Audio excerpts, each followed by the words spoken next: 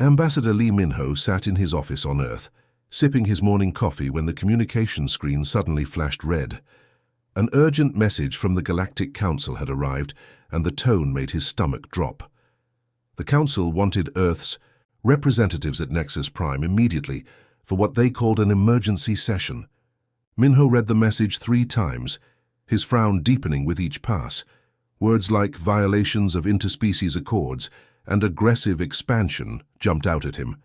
This made no sense at all. Earth had been nothing but careful since joining the galactic community 5 years ago. Every treaty signed, every rule followed to the letter. They had bent over backwards to prove humans were peaceful neighbors. He called his assistant, Park Ji-won, into the office. "Have you seen anything unusual in our diplomatic channels lately?" he asked, showing her the message. Ji-won's eyes widened.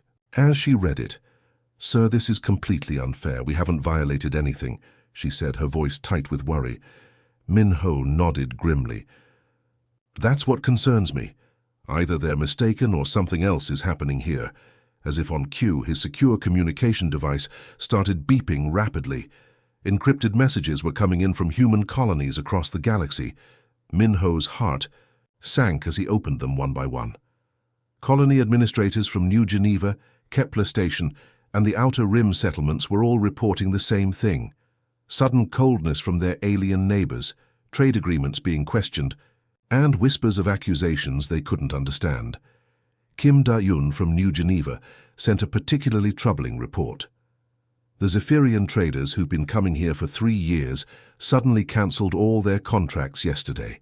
When I asked why, they just said orders from above and left immediately. Something big is happening, and we're not being told what. Minho felt a chill run down his spine. This was coordinated.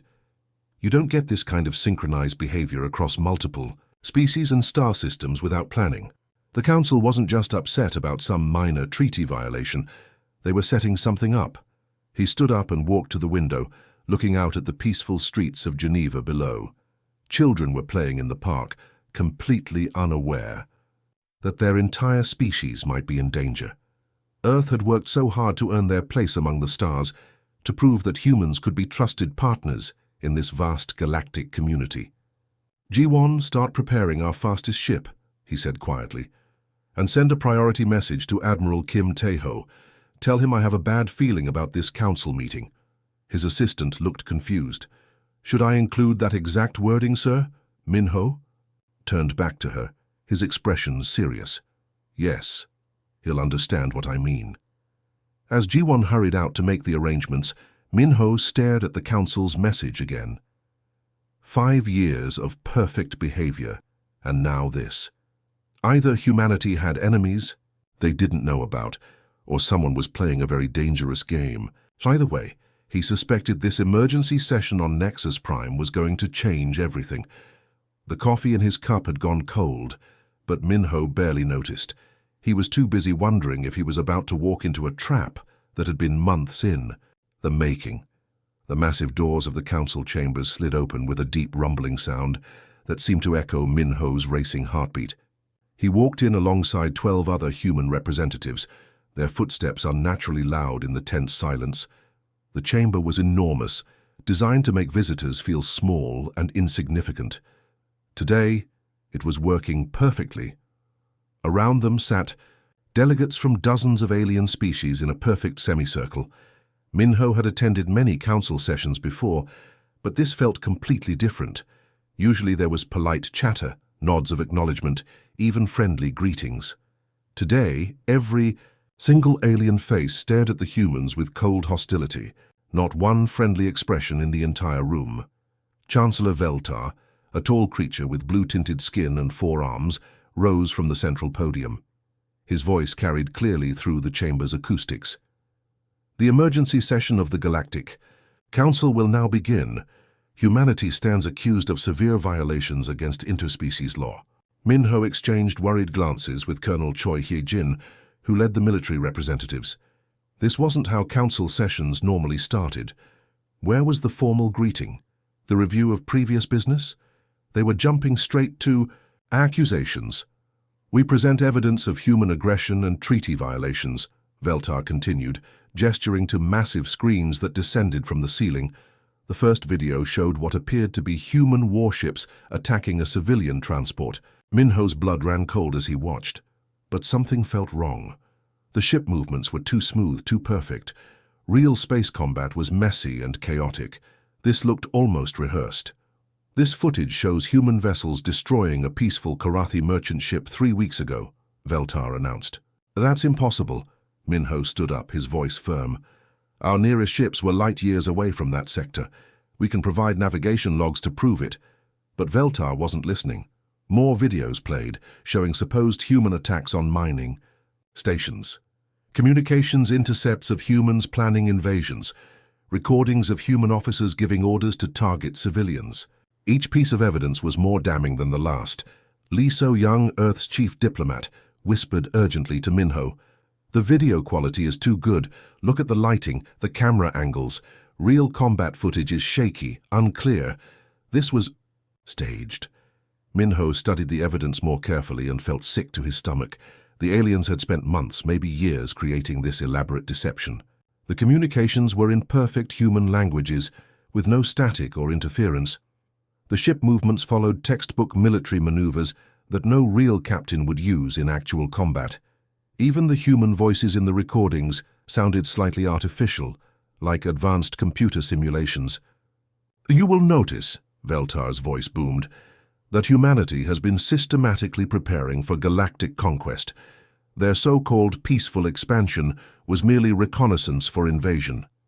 The human delegates tried to object, tried to present their own evidence, but the Chancellor cut them off every time.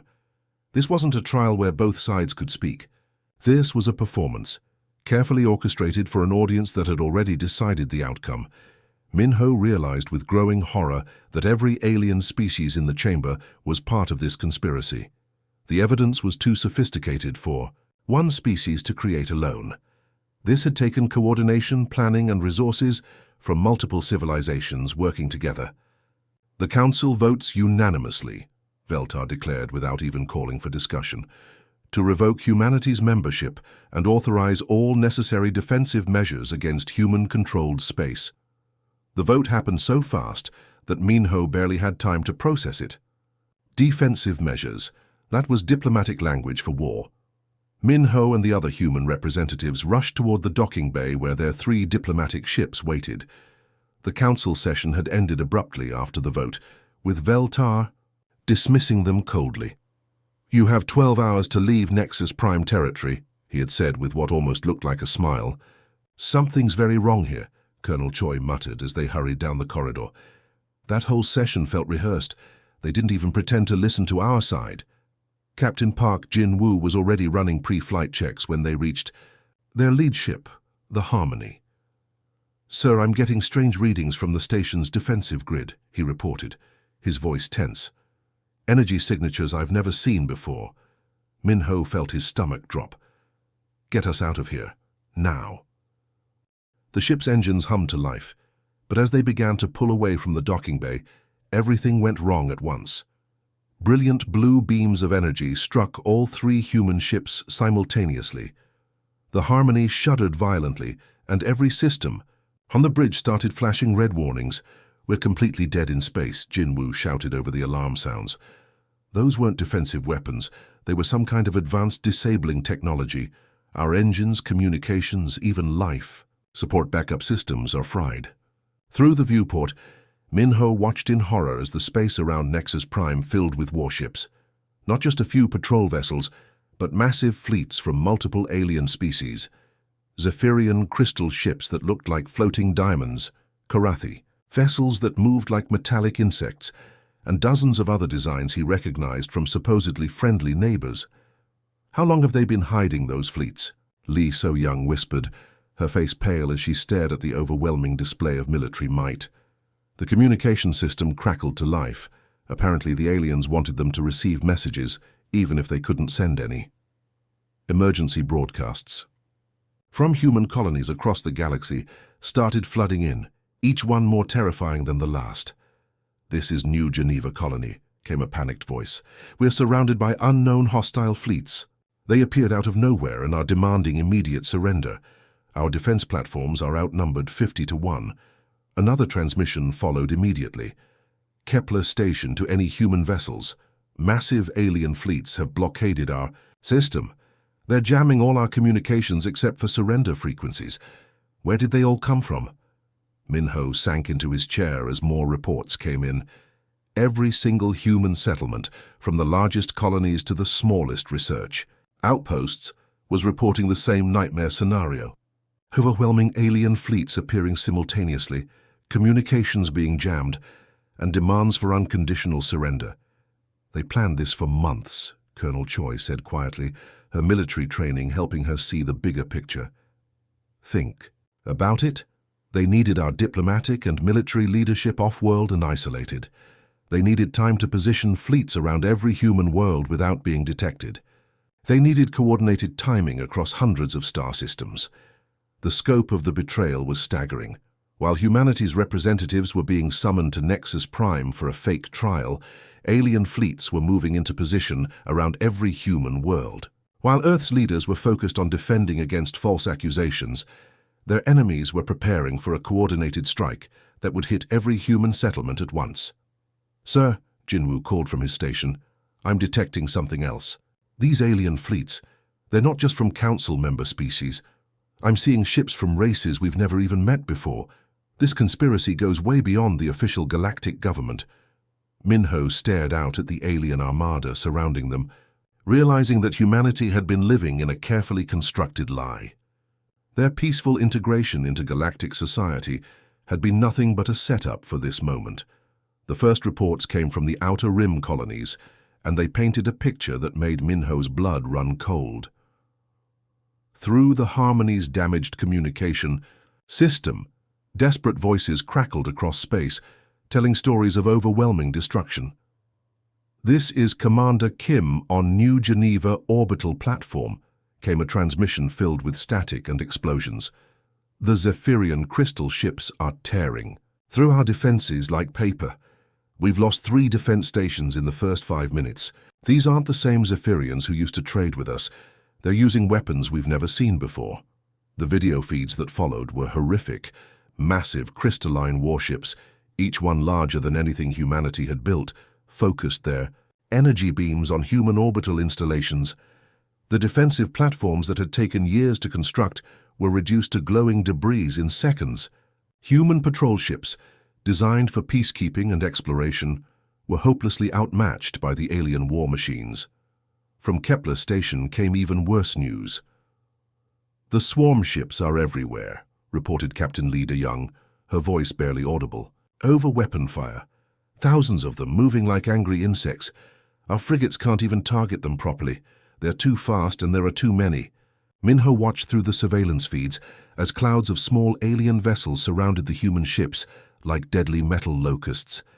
Each swarm ship was tiny compared to a human frigate, but they attacked in coordinated waves that overwhelmed every defense. The human ships fought bravely, but it was like trying to fight a hurricane with a handful of soldiers. The worst reports came from the colony surfaces themselves. On New Geneva's main settlement, families were running for underground shelters as alien dropships landed in the town squares. The attackers weren't just targeting military bases. They were hitting schools, hospitals, and residential areas with the same ruthless efficiency. "They're not trying to conquer us," Colonel Choi said quietly, her face grim as she watched the feeds. "They're trying to erase us." Chancellor Veltar's image appeared on their main screen, his forearms folded in satisfaction. Behind him, multiple displays showed the attacks happening across human space. "Ambassador Minho, I hope you're watching. Carefully. This is what happens to species that grow too ambitious too quickly. We never threatened anyone," Minho shouted at the screen. "We followed every treaty, every agreement." Veltar's expression didn't change. "Your very existence is a threat. Humans reproduce too quickly, expand too boldly, ask too many questions. The galaxy has room for many species, but not for one that refuses to know its place." The feeds continued to stream in, each one more devastating than the last. On Kepler Station, alien soldiers were moving through the civilian sectors, forcing families from their homes. The lucky ones were being loaded onto transport ships. The unlucky ones weren't being transported anywhere. Mars colony to any human. Vessels, came another desperate transmission. Our planetary shields are failing. The alien bombardment is targeting our food production centers and water treatment plants. They're not just attacking our military, they're trying to make our world uninhabitable. Minho realized with growing horror that this wasn't a war in any traditional sense. Wars were fought between militaries for political goals. This was something far more sinister, a coordinated effort to eliminate humanity as a threat by destroying their ability to survive in space. The scope of the planning became clearer with each report. The aliens had studied human settlements for years, identifying critical infrastructure, civilian gathering points, and defensive weaknesses. They knew exactly where to strike to cause maximum damage with minimum resistance. "Sir," Captain Park said quietly, "I'm counting attacks on 47 different human settlements. This isn't random.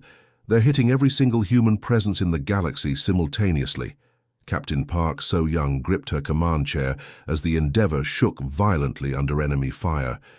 Her small corvette had been patrolling the edge of human space when the attacks began, and now it was possibly the only human ship still capable of reaching Earth.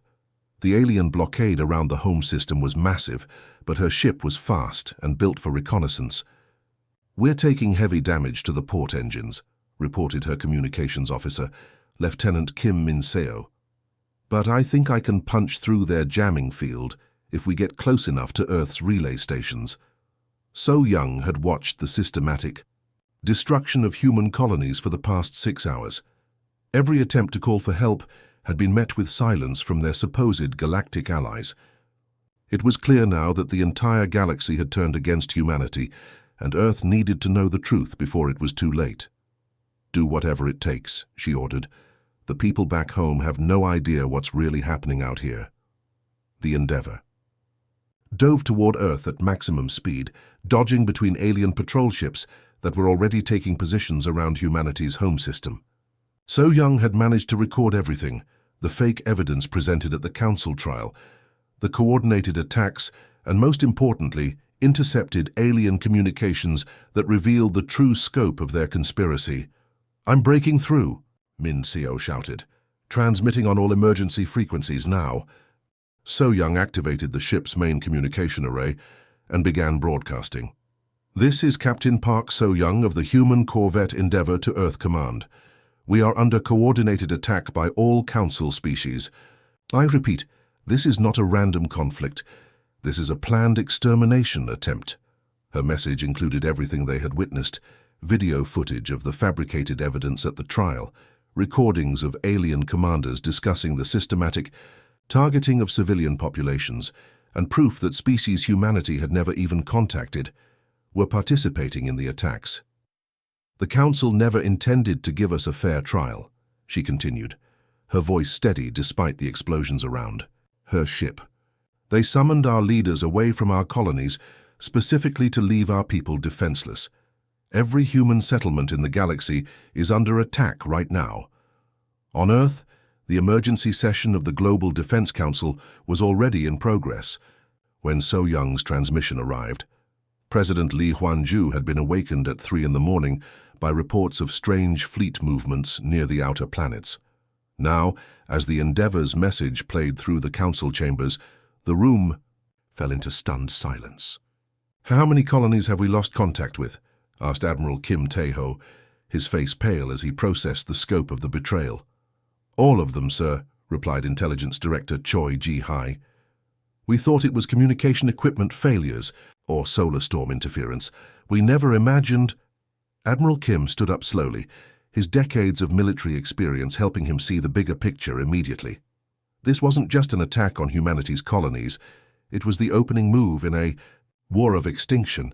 The aliens had planned this perfectly, isolating Earth's leadership while systematically destroying every human presence in the galaxy.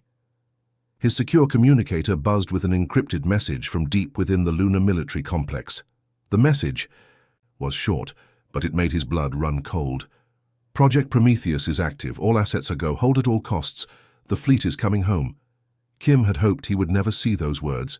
For 20 years, Humanity had been building something in secret, hidden in the asteroid belt and the dark side of Luna.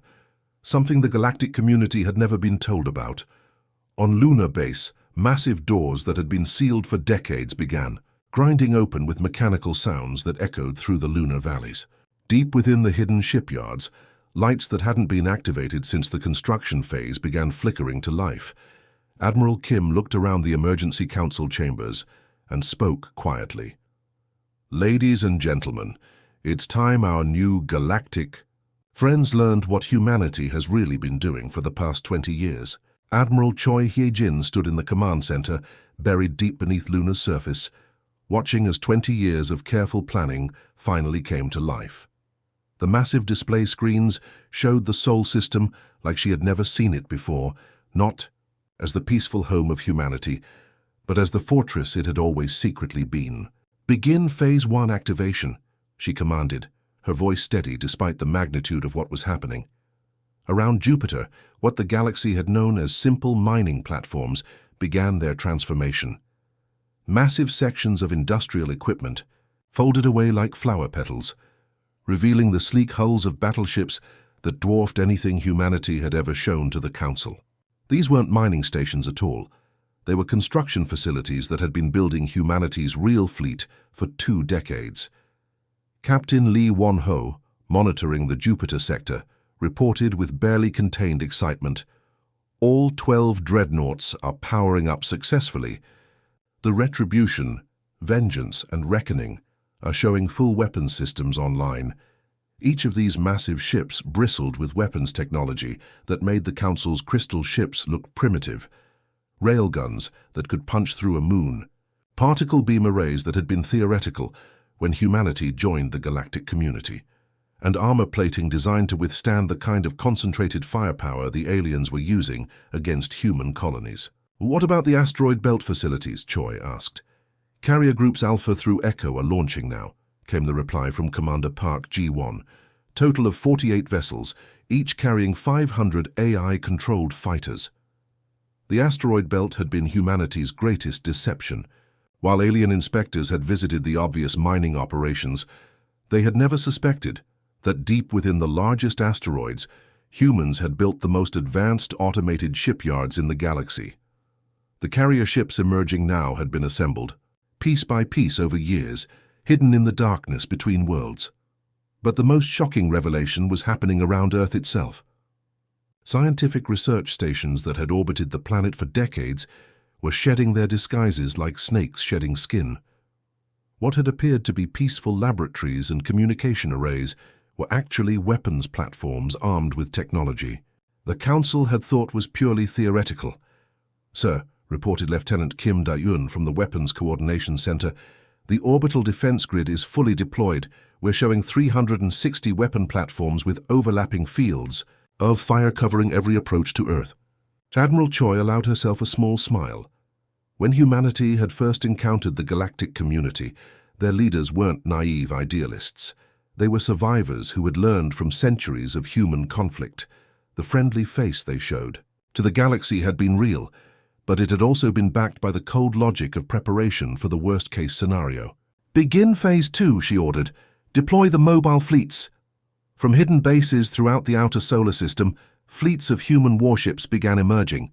Not the small patrol vessels and exploration ships that the galaxy knew about, but true warships, built specifically for the kind of overwhelming force the aliens were using against human colonies. The Prometheus, humanity's flagship, emerged from a concealed shipyard behind one of Saturn's moons. At 3 kilometers long, it was larger than anything in the Council fleets, and it carried experimental weapons that human scientists had been developing in secret since first contact. "Admiral," came a transmission from the ship's captain. "This is Captain Yoon Min-jae aboard the Prometheus. All systems are green and we're ready to bring our people home." Choi looked at the tactical display showing alien fleets positioned around every human colony, confident in their overwhelming numbers and technological superiority. They had no idea that humanity's real military had been waiting for exactly this moment. "Fleet command to all vessels," she broadcast across the hidden network. "This is Admiral Choi Hye-jin. For 20 years we prepared for the day when the galaxy would show its true face. That day has come. Our colonies are under attack, our people are dying, and our supposed allies have revealed themselves as enemies. She paused, looking at the magnificent fleet humanity had built in secret. It's time to remind the galaxy that humans have never been easy prey. The first sign of humanity's counterattack came at New Geneva, where Council forces were still celebrating their easy victory over the human orbital defenses. The Zephyrian crystal ships hung in space like glittering diamonds, their crews confident that the hardest part of their conquest was over. They were wrong. Captain Yun Minjai's battle group dropped out of hyperspace directly behind the alien fleet, their approach masked by New Geneva's moon. The Retribution and her escort ships opened fire before the Council forces even knew they were there. Target the largest crystal ship first, Yun ordered calmly. Show them what human engineering can really do. The particle beam cannons that humanity had developed in secret unleashed their fury on the Zephyrian flagship. The alien ship's crystal hull, which had seemed invincible against conventional weapons, began to crack and shatter under the focused energy assault. Within seconds, the massive vessel broke apart in a cascade of brilliant fragments. "Sir, the enemy fleet is trying to reform," reported Lieutenant Park Soo-jin from the weapons station. "They're moving to surround us." "Let them." "Come," Yun replied. "Communications, patch me through to all human ships in the sector." What happened next became known as the 17-minute war. The Council forces, expecting to face scattered human patrol ships, instead encountered a coordinated battle fleet equipped with weapons they had never seen before. Human railguns fired, projectiles at a significant fraction of light speed, punching through alien hulls like they were made of paper. Swarm missiles, guided by advanced AI, hunted down enemy fighters with relentless precision. But the real shock for the Council forces came when they tried their usual tactics of targeting civilian areas to force human surrender. Instead of backing down, the human soldiers fought with a ferocity that terrified their enemies. On New Geneva's surface, alien marines who had been systematically destroying the colony found themselves facing colonists who refused to run. Kim Ji-ho, a farmer who had never held a military weapon before that day, stood with his neighbors in the town square, armed with mining equipment and construction tools. "They destroyed our orbital platforms," he told his frightened neighbors. "They're bombing our schools and hospitals. There's nowhere left to run, so we fight here." The alien soldiers had conquered dozens of species before, and they all followed the same pattern.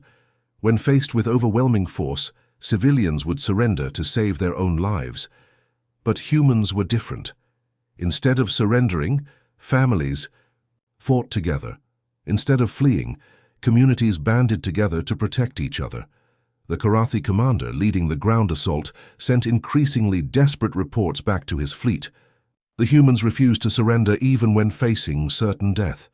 They're using civilian equipment as weapons. Parents are fighting alongside their children. This behavior makes no tactical sense.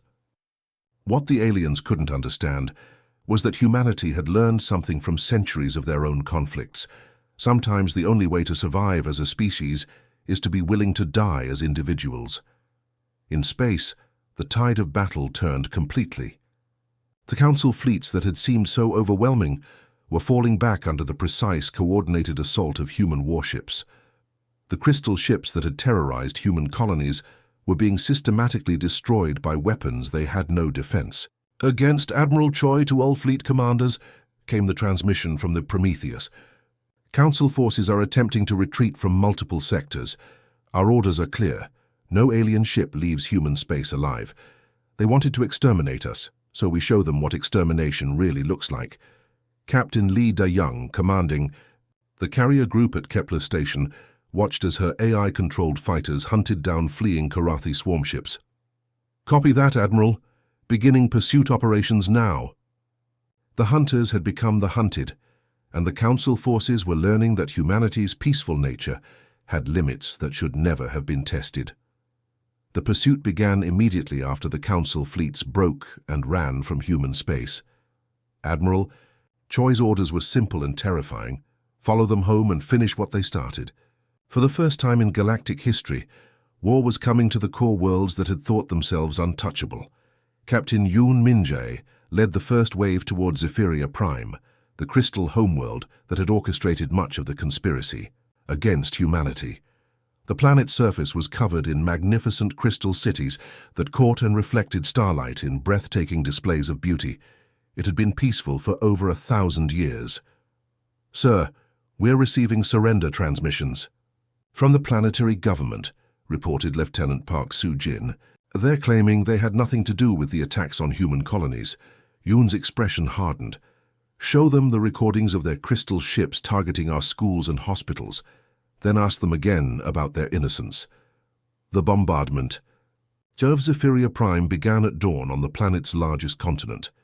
Human particle beams, designed to crack alien hulls in space, proved devastatingly effective against crystal architecture. The beautiful spires that had stood for millennia crumbled into glittering dust under the sustained assault. Meanwhile, Captain Lee Da-young's fleet had tracked the Karathi swarm ships back to their hive worlds. These planets were covered in massive, organic structures that housed millions of the insect-like aliens. The Karathi had always prided themselves on their impenetrable hive defenses. "Target the primary hive structures," Lee ordered. "They showed no mercy to our families, so we show none to theirs." The human railguns fired continuously for 3 hours, their projectiles punching deep into the hive complexes.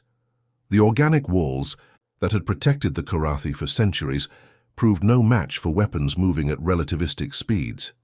Entire hive cities collapsed in on themselves, their interconnected tunnel systems becoming death traps for the inhabitants. But the most important target was Nexus Prime itself, the seat of galactic government where the conspiracy against humanity had been born. Admiral Choi personally led the assault on the space station, bringing with her the elite human marines who had trained for exactly this type of operation. The council chambers where Min Ho had been betrayed became a battlefield. Human soldiers moved methodically through the corridors, hunting down every delegate who had voted for humanity's destruction. There would be no trials, no lengthy debates about justice. The time for diplomacy had ended when the first human colony burned. Chancellor Veltar was found hiding in his private quarters, surrounded by his personal guards. The four-armed alien who had orchestrated humanity's near extinction was trembling when Captain Kim Taemin's squad broke down his door. "Please," Veltar begged, his 4 hands raised in surrender. "This can be negotiated. We can reach an agreement." "The time for negotiation ended when you targeted our children," Kim replied coldly. Admiral Choi herself entered the ruined council chambers and activated the galaxy-wide broadcast system. Every surviving alien world would hear her message. See what remained of their mighty galactic government. "This is Admiral Choi Hee-jin of the Human Defense Fleet, speaking from the ruins of the Galactic Council," she began, her voice carrying clearly across space. "You declared war on humanity based on lies and deception. You targeted our civilians, our children, our homes. You thought we would be easy prey because we spoke of peace." Behind her, the once magnificent council chambers were scarred by weapon, fire and littered with debris. The semicircle of seats where alien delegates had voted for humanity's extinction was now empty and broken. Chancellor Veltar believed that humanity was too ambitious, too dangerous to be allowed to exist, she continued. "He was right about one thing. We are dangerous, but only to those who threaten our survival." The camera focused on Veltar's body, a reminder of what happened to those who underestimated human resolve. "You showed us what you truly are, Admiral," Choi concluded. "Now you know what we truly are. Any species that threatens humanity's existence will share the Council's fate. The galaxy belongs to all peaceful civilizations, but it will never again belong to those who choose genocide." 6 months after the war ended, Ambassador Minho walked through the reconstructed corridors of what had once been the Galactic Council headquarters. The scars of battle were still visible on some walls, deliberately left as reminders of what happened when civilizations chose genocide over cooperation. Now this station served as Earth's primary diplomatic center, and the power dynamic of the galaxy had shifted completely. His office was located exactly where Chancellor Veltar's had been, a symbolic choice that wasn't lost on any of the alien species that came seeking audience with humanity. The semicircle of seats where the Council had voted for human extinction had been replaced with a simple conference table, but the message was clear. Earth now set the rules for galactic civilization. "Sir, "The Karathi delegation has arrived," announced his assistant, Park Ji-won. "They're requesting an audience to discuss trade agreements." Min-ho nodded, remembering when these same insect-like aliens had been enthusiastically bombing human colonies just months ago. "Send them in. Let's see what they're offering this time." The three Karathi diplomats entered with their heads bowed, a far cry from the arrogant confidence they had displayed during the conspiracy. Their leader, a scarred veteran of the Hive World battles, spoke in halting human language. "Great Ambassador, the Karathi Collective seeks forgiveness for our past actions. We offer tribute and alliance to the human empire." "We're not an empire," Min-ho corrected gently. "We're still the same peaceful species we always were. The difference is that now everyone knows what happens when that peace is broken." Through his office window, Min-ho could see the massive human battle fleet that now permanently patrolled this sector of space.